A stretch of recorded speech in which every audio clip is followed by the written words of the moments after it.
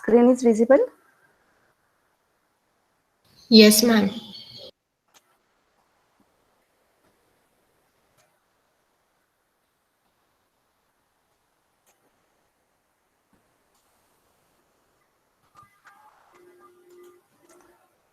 So yesterday we have started with shell commands. What is a shell? Command line interface. Yes, it is command line interface. So just note down these commands one by one, and I already shared a link of this online editor in Moodle. You have to try these commands. These commands can be asked in examination.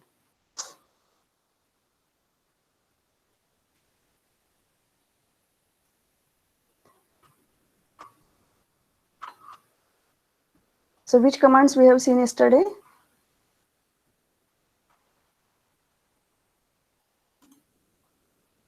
ls man. ls. Man, you can try on your laptop or PCs if you have Linux connection, Linux terminal. As this is an online terminal, man command is not working here. So what is ls? ls stands for listing. It will list files and directories. So you can see all files and directories listed here. Okay. There are, you can have shell commands with options. Options can be a single character or multiple characters, and we have to give this hyphen before the option. For example, ls minus l. This option is long listing. If you want long listing, it will give detail of each file or directory. Suppose this is a directory, it is created just now, the time of creation and what it contains, and at the second level, this is first level and this is at the second level, and these are the permissions given: read, write and execute.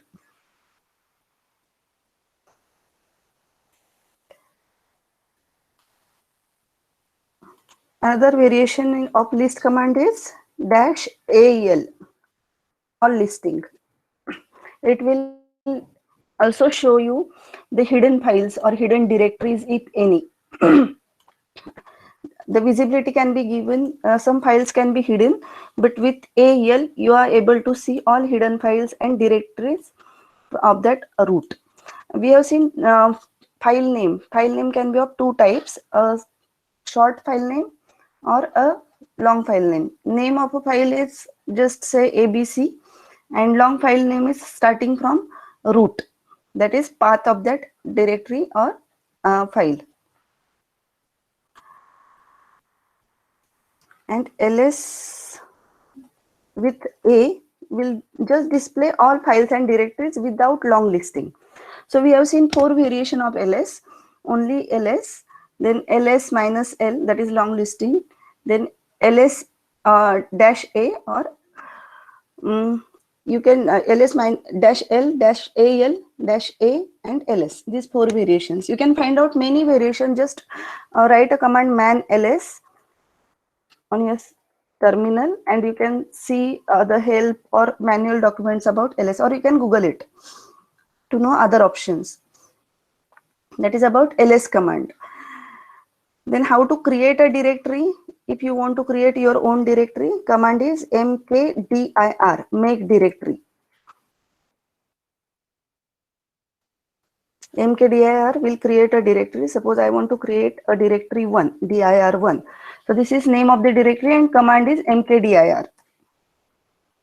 And I want to go to that directory, so command is cd, change directory dir1. So as I told you, it is a case sensitive. So now in dir1, I didn't have anything. I can create one more directory here, mkdir dir2. So in dir1, now there is a directory dir2. Here I can go to that dir2 and I can check the path, present working directory. So it's showing me the path from root dir1, dir2. How to create a file? To create a file, command is cat, C-A-T. Is it visible last line of a screen? Yes, ma'am. I'll clear the screen. Clear is a clear command.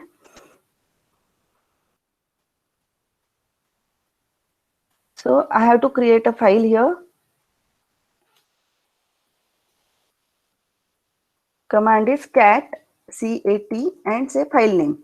I want to give file name as to that. This is the sign greater than and file1.txt or whatever the extension that you want to give. So now it is waiting. This cursor is waiting for me to type something. So good morning, everyone.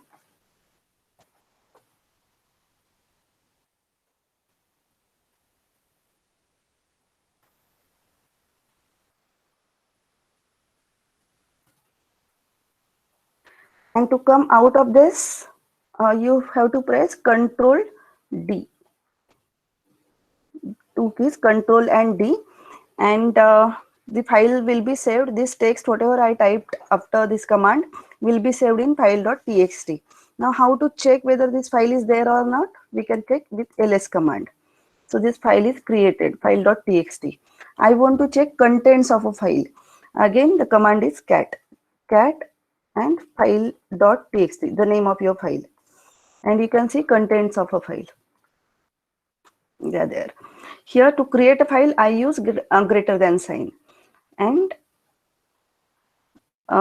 then you have to type whatever you want to include in that file and press Ctrl D. The contents will be saved in the file. Then you can open a file and check whether the contents are there or not. Cat is also used to concatenate two files.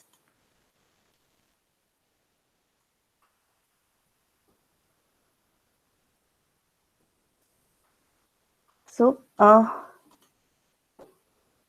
if I want to, I'm creating one more file, file2.txt, and it has a line hello comments, and come out with Ctrl D.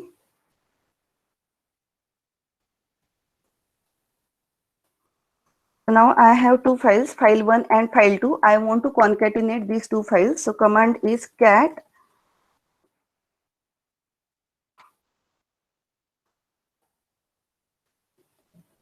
file1 greater than sign file1.txt, give complete file name. This is the sign to concatenate file2.txt. So to concatenate two files, I have two files which are currently exist and each contain a different text or different data. So cat command can be used to concatenate these two files.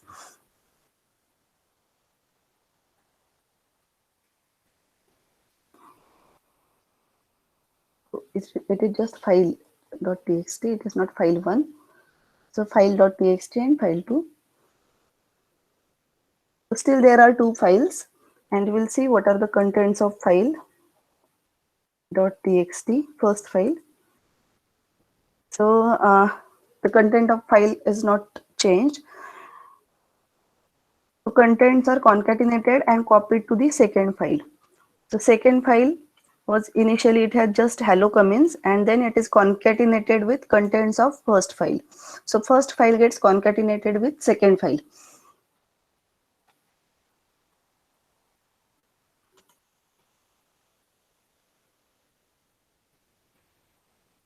If file is not there, then it can create a file and then copy the contents. It is not like the file should be there. It can create a file and copy the contents instead of concatenating it. To copy one file to another file, there is a function cp. Cp is to copy a file from one file to another. So we have file2.txt. I want to copy it to file1 or file.txt.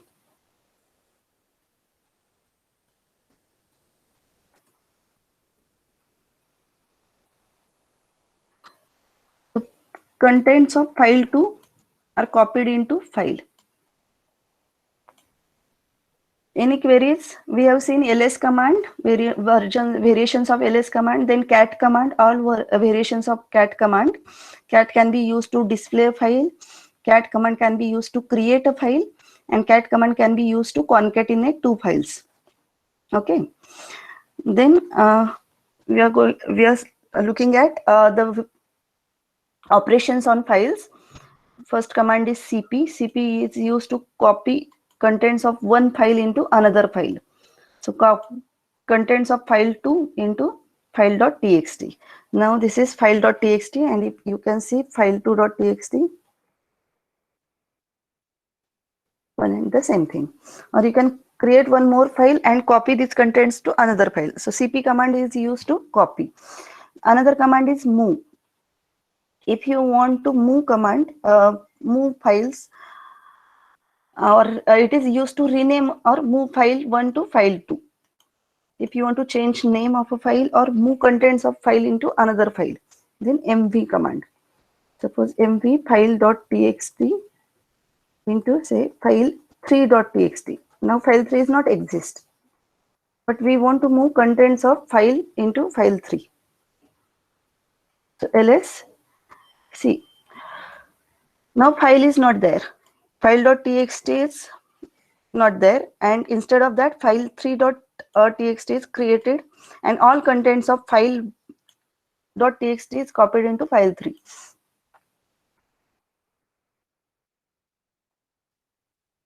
Move command is cut paste, and copy command is copy paste.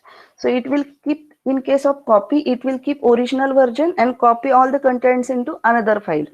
And in case of mv will copy all the contents to another location or another file and delete a original file. mv is move, that is cut paste, and cp is copy paste.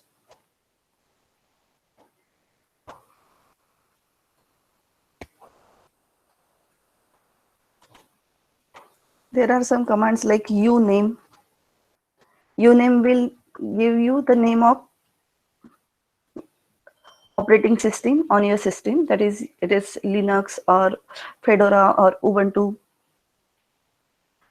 We have seen pwd. Pwd gives the present working directory.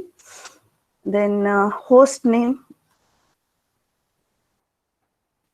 if you are using network operating system, then host name, here it is localhost, or the user under which you are working, so it can give you version name.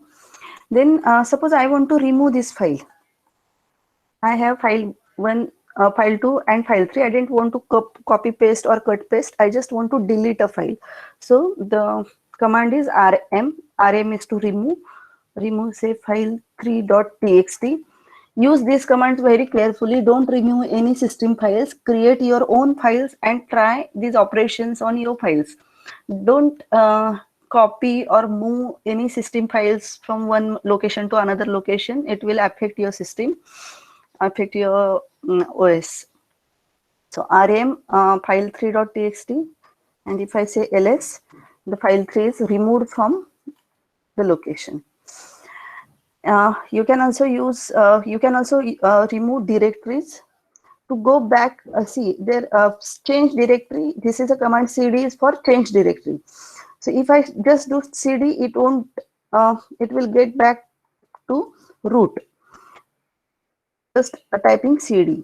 There are versions of cd. First I'll go to dir1, then dir2. So now I am in dir1, dir2, and cd dot. Cd dot will be in a same directory. Cd dot specifies current directory, which is dir2. Cd space, there is a space, and then 2 dots. 2 dots will get me back to my parent directory. So from dir2 with cd dot dot, you can come to your parent directory. Again cd dot dot will come to parent directory.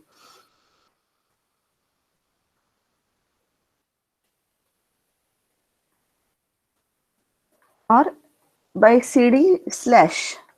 Cd slash will directly to your local host in root directory. It is not in root directory. You say ls. Here it is root directory. You have to work under root. So before working or doing any operation, first go to root directory. See the difference between this prompt and this prompt. What is missing? This sign is missing, right? So this is the sign of root. If I do cd root, this sign will show me that now I am on at a root directory, and here I can start working. Here I am able to see my directories and files. Any queries about these commands till now?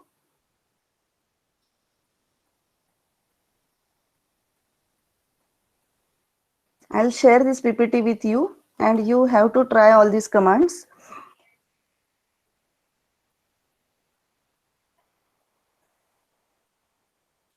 Ma'am, can you explain what happens when we do cd slash?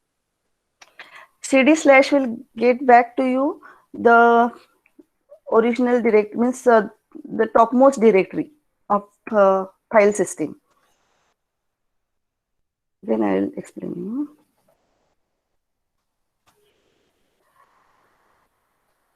So what is present working directory? It's showing you the path root /root dir1 dir2. So you are here in dir2, starting from root dir1 dir2.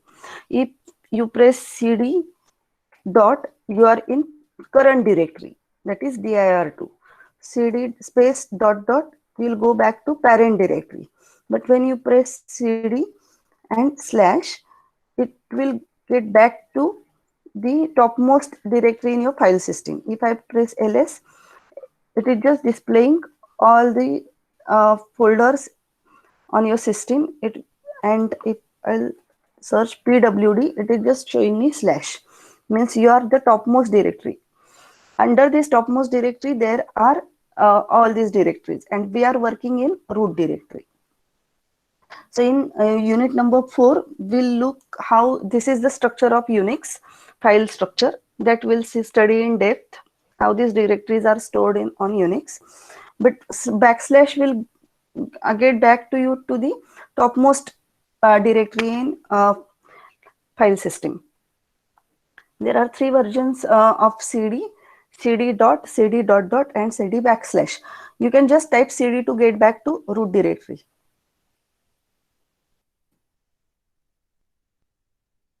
Thank you, ma'am.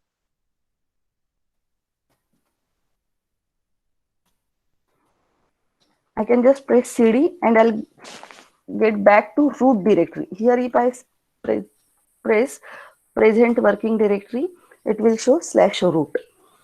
So how many versions we have seen of cd? cd and directory name will change current working directory to that directory. Then cd, just type cd, you'll get back to root directory. cd dot, you are in current directory. cd dot dot, parent directory. And cd backslash, topmost directory, means you will come back to the OS, first directory in the OS. There is also one command, say who am I. Who am I? When you work on Unix or Linux, and you are working in a group, and there are multiple users are created, and if you want to know your username or group name, you can type this who am I, and it will show you username. As we are working on virtual editor, so it is not showing who is not found, but you can find out. You can try this command.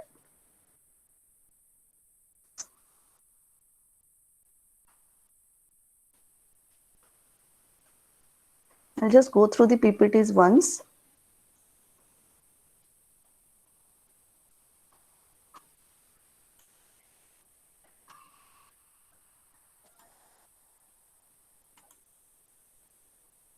So ma'am, who am I will show the host name or the username.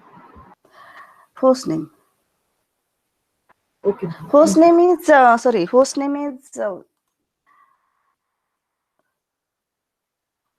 host name is a command to show host name. Who am I will show username. Okay. Thank you. Uname is for knowing what is your operating system.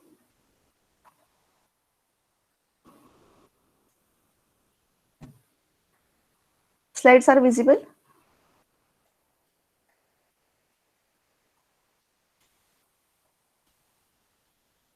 PPTs are visible? Yes, ma'am.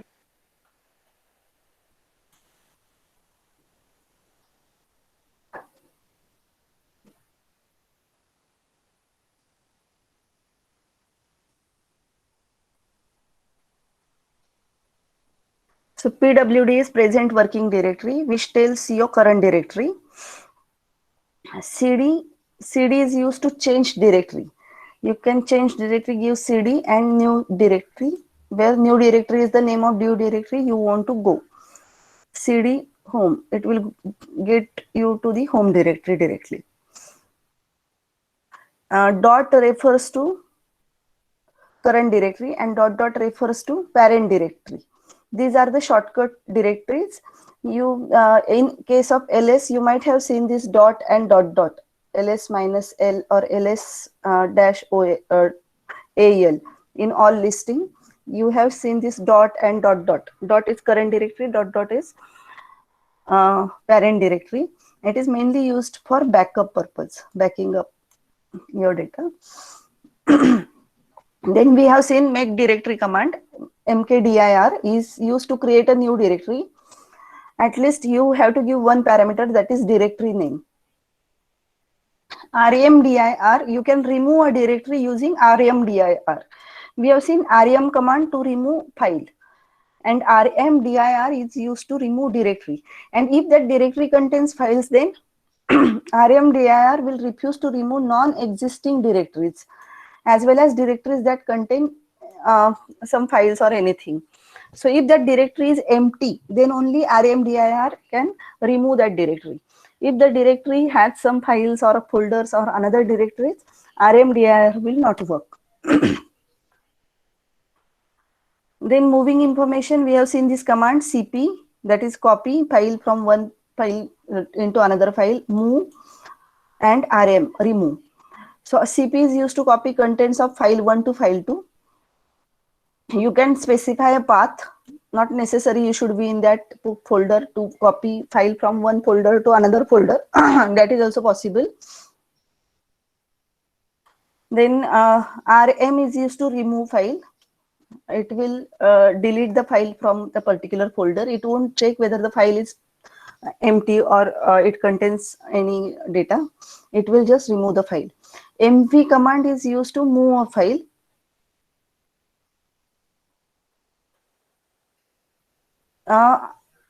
We have seen difference between mv and cp. cp will it is like copy paste. It will copy contents of one file to another and keep original file as it is. mv will copy contents from one file to another and delete the original file. So you can call it as rename or move operation. There are different Unix commands, which is called power of Unix. These are very small commands but very useful, and which makes system more powerful and flexible than other operating systems. The commands are like sort, grep, more, cat we have seen, wc is word count, spell, deep, head, and tail. Operations on files we'll see in unit number 4, but still we have seen what is cd, mv, and rm commands. There are few more commands which are related to files, which are called file commands, like touch, chmod, du, and df.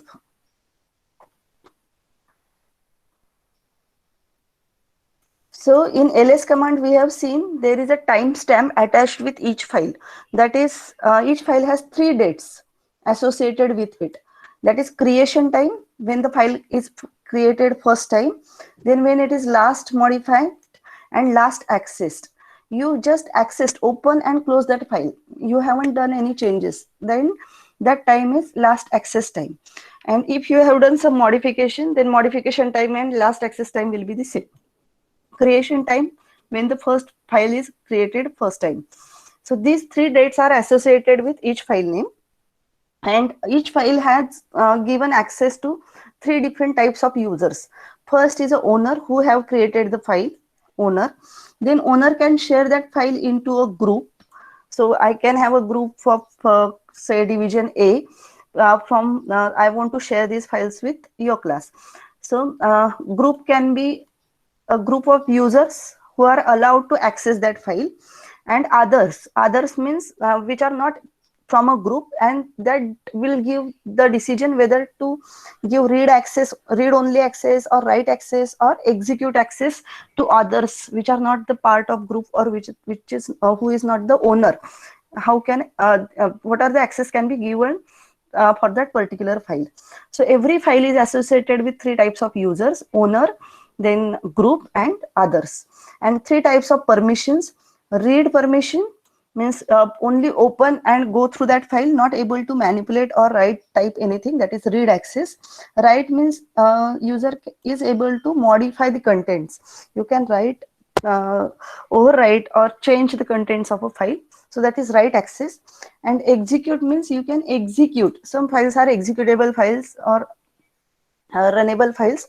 Those files can be executed. So these are three file permissions: read, write, and execute. The permission tell Unix who can access what file or change it. In case of program, execute it. Each of these permissions can be toggled separately for a owner, group, and others. So we have three types of users, and three types of file access. So for each user, there are three access can be given. So others, group, and owner. Owner can be given read access, read, write, and execute access, or X stands for execute, R stands for read, and W stands for write. Read, write, and execute permissions to these files. So in ls command, you have seen such such type of characters. Then here in ls command, so these are file permissions. So user has given write and read access, and then group is given execute and read access, and others are given read, write, and execute access. So these are the access given to user, owner, that is owner, group, and others. This is a file name. This is the timestamp lastly modified or accessed. Details of this access and how it is given or how it can be changed, we'll see in the unit number 4. We have a separate unit on file system management. Touch command is used to update timestamp of the file listed on the command line to the current time. If you want to change time, either you open it and save it again, the time will automatically change, or using a keyboard or using a command. Touch command is used to change timestamp of a file. If the file is not exist, touch command is used to create a file, like cat creates a file. Similarly, touch command is also used to create a file. Chmod is used to change mode. Now current mode is given. Suppose I have given only read access to a user, and I want to give read and write access. So to change that mode, chmod command is used. So owner, group, and others. This is how the number is decoded. Chmod, give a number for owner, give a number for group, and give a number for others, and then file. So for this file, we are changing these permissions for owner, group, and other. Read, if you want to give, this is read, write, and execute, R, W, and X. So if read, you want to give read command only. So for read, we put 1, assume that it's a binary coded, we have to give binary codes. So for read, we give 1, and write 0, and execute 0. So number is 100. That means when we convert 100 to decimal, it is 4. So read access means 4. So we are giving read access for owner. Then write, I want to give write access. So 0, that is read access is 0, write access is 1, and execute access is 0. So 10 is 2, decimal 2, and execute is 1, 001. Wait a minute.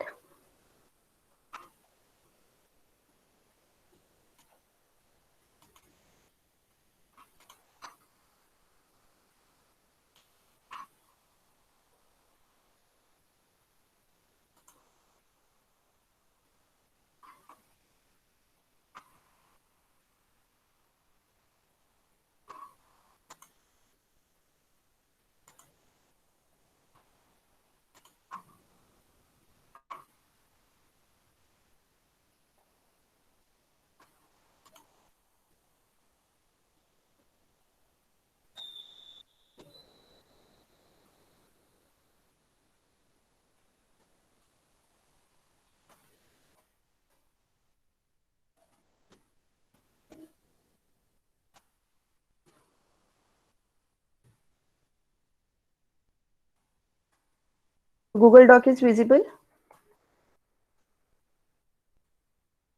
Yes, ma'am.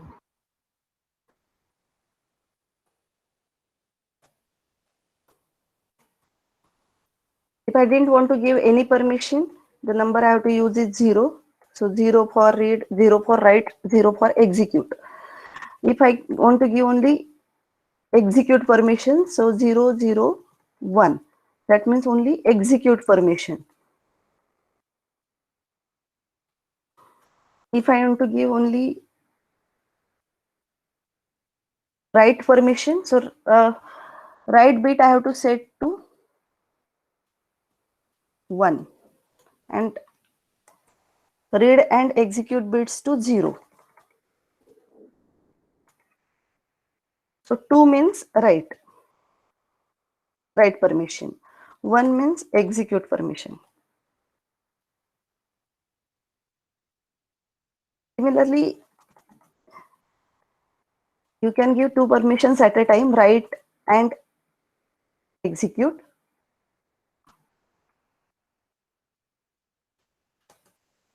So 3 means write and execute, and 4 means only read. And if I want to give all 3 permissions, then what should be the number? Read, write, execute. 1 7. Yes, it is 1117. So now you got it, how to, what that number is interpreted in terms of binary. And in CH mode, we have to give commands as owner, group, and others.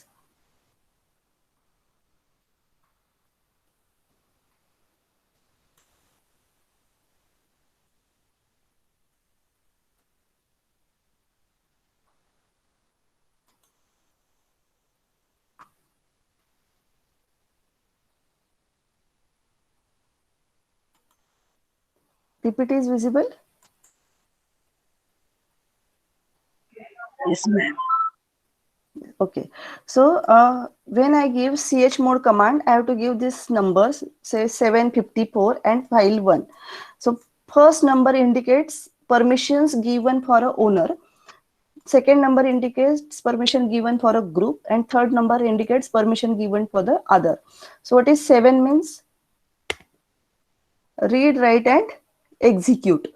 111, right? So for owner, I'm giving permission 111. Read, write, execute. For group, number 5 means 101. That is read and Execute. execute for group. And for others, 4 means Read. only read. only. So 421 for owner, 7, 401 for group and others. So it is clear, chmod command. We can change mode or permissions of a file with chmod command. You can check system statistics. That is command in this section display statistics about operating system or the part of operating system. Disk usage. If you want to check disk usage, you can check du command. It will show you the count of amount of disk space for a given directory and all its subdirectory take up on the disk. And df is disk filling, which summarize amount of disk space in use for each file system. It shows total amount of disk space the amount used and amount available, and total capacity of file system that's used. So df and du will give you statistics of disk usage. Uptime, it prints the amount of time the system has been up or on from last Unix boot, means starting whenever you first boot the computer, and what is the uptime. It will show up to current time. Then who, as I shown you, who command will show you current user of the system and when they are logged in. So as an administrator, if we have a client server mechanism, I'm an administrator, I can check who and the different users are currently logged in and with their login time. And if I give who am I command, it displays current user. We have seen about cat command. You can also search about this more command. More is useful if you want to browse files. If the file is too long, to go to the new page, you type a space bar or more. It will get to you on the next line. If file is very large file and you want to check whether you are looking for that file or not, you can search for head command, give line numbers and give list of files. So it will show first those many lines of each file. So head -15 and prog will print the first 15 lines of the file prog. I want to search a particular file. I'm not remembering file name, but I can remember few contents. So head will display first 15 lines from this list of files. I can give a single file or n number of files as a list. Similar to head, tail command will give me the last few lines or specifies the number of lines or some fractions. File attempt to identify the format of particular file, whether it is a text file, executable file, etc. Grep command is used as a search. Grep is generalized regular expression parser, and this is very useful command. It will search a particular word from different files, like we search all or we search a folder with that search option. But when there was no GUI or no user interface, grep command was very useful. It used to search a particular word or particular line from different files. It will check the contents of files and retain the files which contains that particular word. You can also try these commands. WC is word count, returns number of characters in a file, a count of number of words, lines and characters in a file, and CLW, C is character, line and word. WC will tell you these three counts. Spell will use to check spelling, spell check. With a command, you can do spell check of your file. CMP command will compare two files and will tell you whether these files are same or duplicate or different. Diff command is again a most complicated Unix command. It is a more powerful version of CMP. It shows difference, or instead of merely telling you whether the first one is. Means instead of telling you whether the files are same or different, diff command will show you what is different, what the things are which are there in file 1, not there in file 2. The difference between two files. These commands are not there in syllabus, just I'm reading out for you.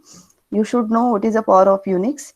Zip command, compress or make a zip version, like today we are using zip or R to compress files. So in Unix, since the birth of Unix 1960s, these commands exist. gzip, zcat, where you can group or compress and decompress these files. TR is used to translate characters. So translate character command operates on standard input. It doesn't accept a file name as parameter. It takes two parameters which are arbitrary strings, and it replaces all occurrences of string 1 with string 2. Means if I want to replace character A with character I, then I can give this command translate A, I and file name. In that file, all characters get replaced.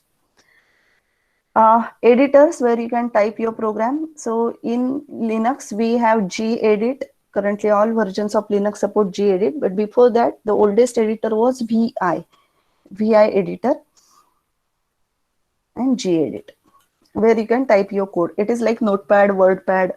You can open, type, save, cut, copy, paste, etc. Shell scripting we'll see afterwards. It is not in the first unit. Any queries about shell commands? Okay, I think all of you are login with the Moodle. I want to share one quiz with you for Unix, for introduction to operating system, first chapter.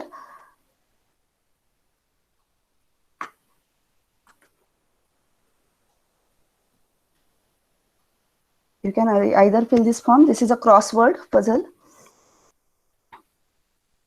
which revise your concepts of operating system.